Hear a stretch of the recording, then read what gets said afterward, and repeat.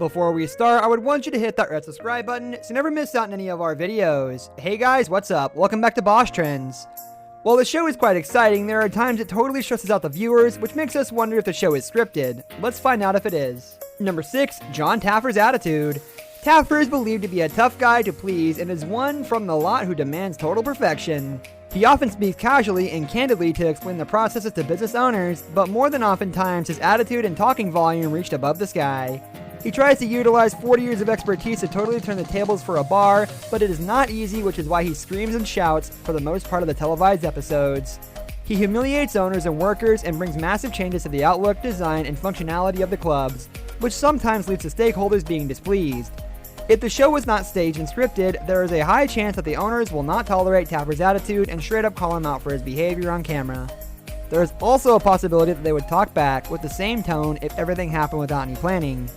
Bar owners might be in an immense need of support and help, but they wouldn't tolerate anyone disrespecting them like Taffer mostly does. So this bears witness to the fact that the show, Bar Rescue, is indeed fake, because otherwise there is no way bar owners will stand with someone with an attitude as of Taffer's.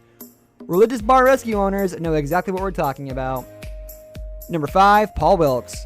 In 2014, one of the episodes, Paul Wilkes was called to make a guest appearance and show support to the bar owner that was featured in that episode. Paul Wilkes, a journalist, made his appearance on the show, but it turned out to be different than he had expected.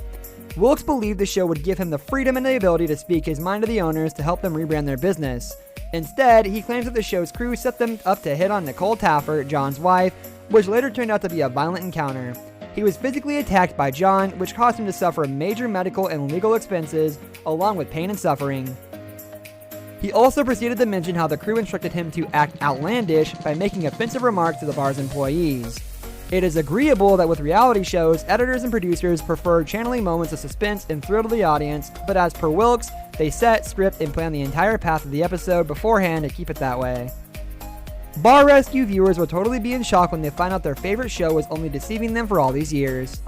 Number 4, Ryan Burks. In 2016, an episode featured Nina Wyatt Schaefer's Bar and Grill, and its owner Ryan Burks, in later interviews, had something awful to say regarding the show. She asserted the show's crew had been feeding her lines and scenarios all along to maintain the exhilaration and thrill of the show. She claimed how the extra information didn't settle with the real story and left some loopholes to be filled out, but she had to continue going with it since the show was investing money in her bar. She mentioned how they asked her to tell the audience that she was losing about $10,000 a month due to this bar, and it has left her bankrupt with the bank seizing her house and the car next month. None of this was true, but Ryan had to play along with the story as she was instructed to do so. She knew it was because they had to keep the show exciting and entertaining for the viewer to watch, and she did not want any fuss around her new enterprise, so she kept going. Number 3, owner of the Pirates Tavern. In one episode, the owner of the Pirates Tavern also claimed to be coerced into acting as if he was in immense need of help. He told me how they had given him precise instructions to act for a re-rescue in the opening scene of one episode. For this, he had to bring several changes to his appearance to make it seem like the filming took a span of a few days to finish. He added that the crew also brought in extra people to fill up the space and make everything seem real. They were told exactly how to act and whom to speak, and were strictly instructed to follow the script. Number 2, personal relative. A Reddit thread once featured this discussion, and Jon Taffer's personal relative took to the platform and informed the readers that the show was largely fake. He wrote how the bars and the surroundings were downscaled to show the bar to be in deplorable condition as opposed to how it originally exists. The show is also claimed to be highly fabricated by the employees who have worked in bars that were being renovated and rebranded under the Bar Rescue name. Number 1, too perfect to not be staged. The show has a lot of moments of perfection that make it seem too good to be real. Dealing with the public and failing bar owners is not an easy task to handle, but Taffer does it effortlessly.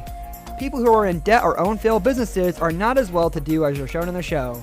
They seem to be relaxed and calm when, instead, they should be fussing and worrying about their dreadful condition.